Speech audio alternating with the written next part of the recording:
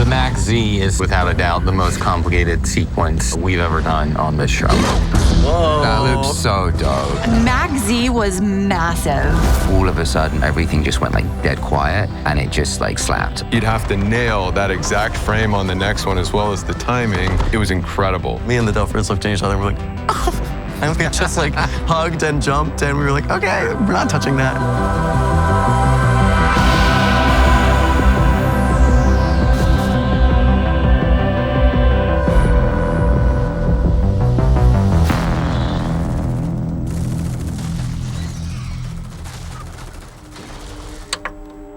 We put on different hats. So when we're writing, we're just writing. We're just writers. We're not thinking about how to execute anything because it would just be too overwhelming and we would never end up writing a sequence like this. To do the sequences, we had to rebuild downtown Hawkins at our studio lot.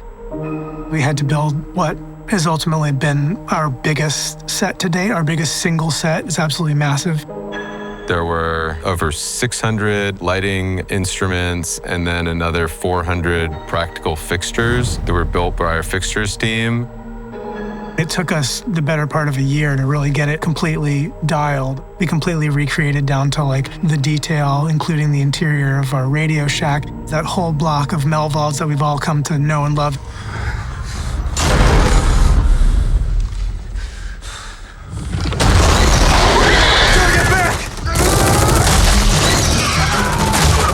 When I read the script, it was daunting because the amount of scenes, you're just going through pages and pages and pages. I started really with very rough sketches, and then the storyboards get more and more fleshed out. Then we go into previs and work with Proof on coming up with camera angles and all the exciting action and how it would take place. Then we had to bring in stunts, and Hito and his team worked together closely with us, and they rehearsed the heck out of all those scenes. Kill 5, kill 6. Go! John! It was a lot of fun putting this sequence together. It was a lot of work and a lot of people. All the sequences that I've choreographed, I end up doing a stunt previs, and I shoot the entire sequence out, cut it, edit it. I even throw visual effects in to kind of give the whole picture in the end to kind of present to everybody to say, here's what we are going to do. The Max Z is supposed to be situated in the center of a destroyed Hawkins, so we're extending out the town. The destroyed library is all visual effects. We're adding in the Demogorgons. We're adding in muzzle flashes on every round of every bullet that's getting fired. And when you have 75 soldiers running around, it's a lot of bullets. We're getting out of here, all right? Eyes on me. Stay close. What was really complicated is when the demos come in and start attacking, we wanted to go into a single shot because we really wanted it to feel like a war zone. And our thought was the best way to do that is to really be with the characters from beginning to end. Don't chop it up into a bunch of pieces. Follow them as if you're like a documentary crew through this war zone, seeing these horrors. It was wider than we normally shoot. You can actually see what's happening not just in the foreground, but in the middle ground and to some extent in the background. It made it that much harder for Nick because our seams that were connecting these shots were all done physically handheld while he's running around. He'd have to run up a hill and like tilt up, but then he'd have to nail that exact frame on the next one as well as the timing as he came into the next piece of the shot. We played it back and spliced them together, and it was incredible. Is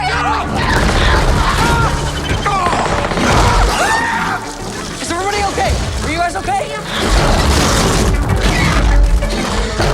Look at that shot. Max Z was massive. We had some of the best stunt performers in Atlanta. There's still Demogorgons attacking guys in the deep background, so we had to see bodies flying in the background. So those pieces had to be put in. I would have to just shadow behind Nick and know we're gonna get ready to see background fly over here. So I had to count down for my riggers to either pop the ratchet or do the hand pull. Nick was so consistent that I knew once he adjusted his camera move, I knew my timing would work out perfectly. It was such a dance. It was such a dance. Go, go, go, go, go, go. Look. I have a dance background. My mom's a choreographer, so I grew up in a dance school doing ballet. I take that world and I implement it with operating. I will memorize the choreography of the stunt, and then I will choreograph my footwork and the camera's movement to the stunt choreography so that it's exact every time. I will do a pas de bourrée and a rond de jambe, and I'll feel the mat with the corner of my toe, and then I'll make my way through that little window that I have to move through.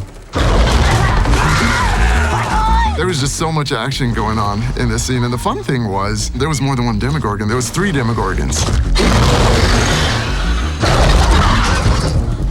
We have stunt people dressed up in just gray suits with tennis balls on their heads to make sure that everyone has the right eye line. It helps the cameraman a huge amount because they have a lot of trouble framing for something that's not there.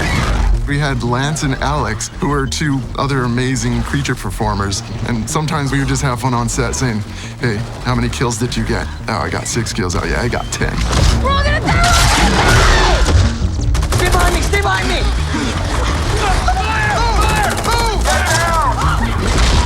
There's tons and tons of background. There's 100 people working every day. We put this kind of cream on the actors to make them look like they're soaking wet, and people are dirty and they're getting injured. And that's our biggest challenge, is the massive amount of people and that everybody looks the way I want it to look. We are very mindful that everybody has a place to go and nobody's overloaded. It was technical to the very end. Till the very end.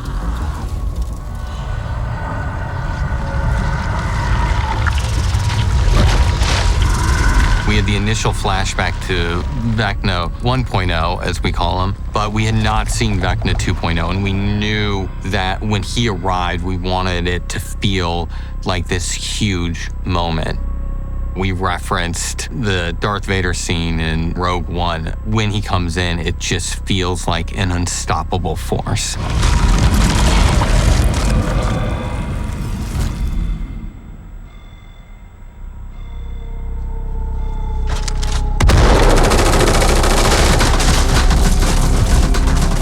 Coming through the portal, the intention is very much like, all right, you're now in my way, just move, I've got a job to do. Jamie just crushed it the minute he walked out of that gate. You felt the power of Vecna. He is not scared of these soldiers. He's not scared of Will, and he brought that gravitas.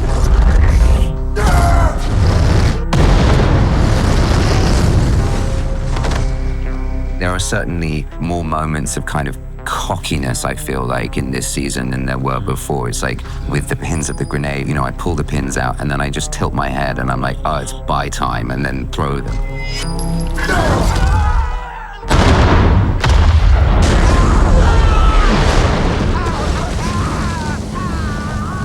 Vecna's new body is more monster and less human, but he's also been through a lot. I mean, he was torched last season, body was fully on fire. Then he was shot up close and personal with a sawed-off shotgun and tossed out of the Creel house. So all those things had to also be a part of his new design. There are burnt textures that are placed into the vines to make it look like the vines were trying to grow over and heal over some of that trauma, and that it is a part of his character now. He's vengeful.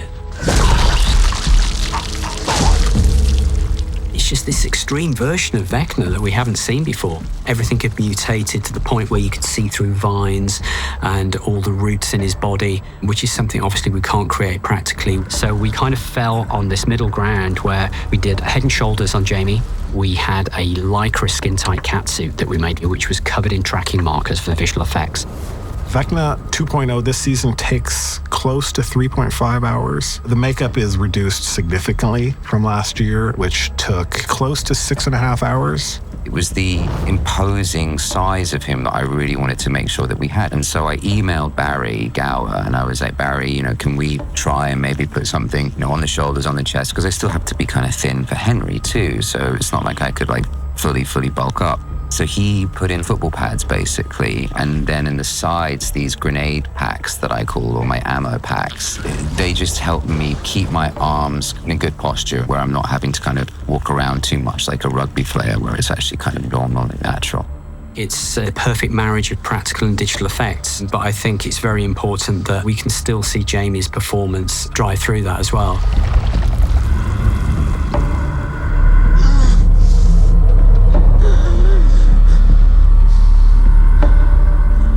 It's almost harder to get someone to be still on a wire than it is just to yank him through the air and get him to land where you need him to land. It's such a huge acting moment. I didn't want Noah thinking about the harness. I didn't want him thinking about the wires.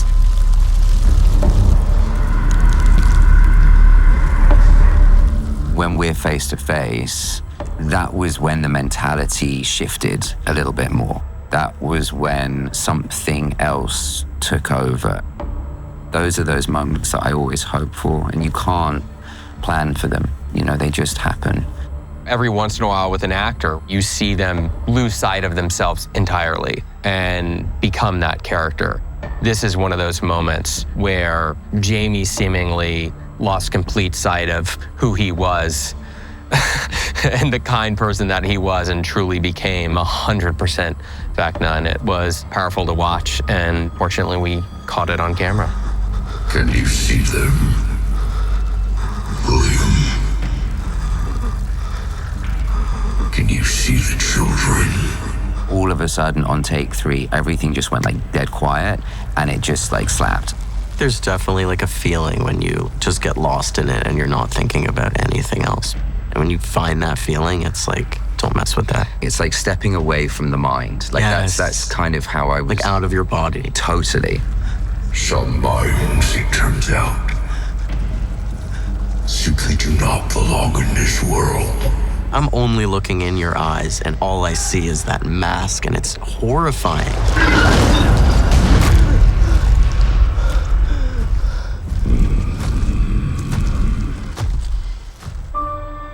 If you look back at season 1, Noah was not in season 1 very much. In season 2, we gave him a large role, and at that point, we did not know if he was going to be able to pull it off or not. And he did. We know we were putting a lot on him for the final season. He's a fantastic actor, and we knew he had a lot to show that he hadn't had an opportunity to show. It was just exciting to watch him hit a home run.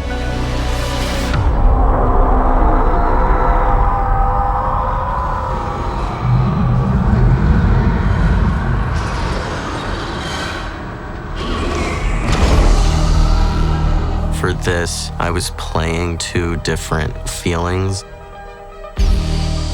I try to just think of like a big animal, like a 6,000-pound gorilla beast, like awesome. that just is inside of me, and I pound on my chest and I huff and puff.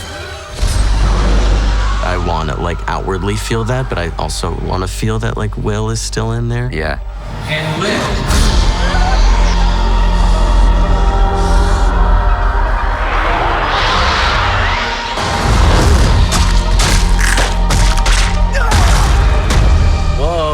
So dope. Wiping bloodshots is always cool. Right? Yeah, and it's yeah. in slow-mo, like nothing looks bad in slow-mo. We did it in 1 take, and we ran to the monitors, and me and the Duffers looked at each other, and we're like, oh. And we just like hugged and jumped, and we were like, okay, we're not touching that.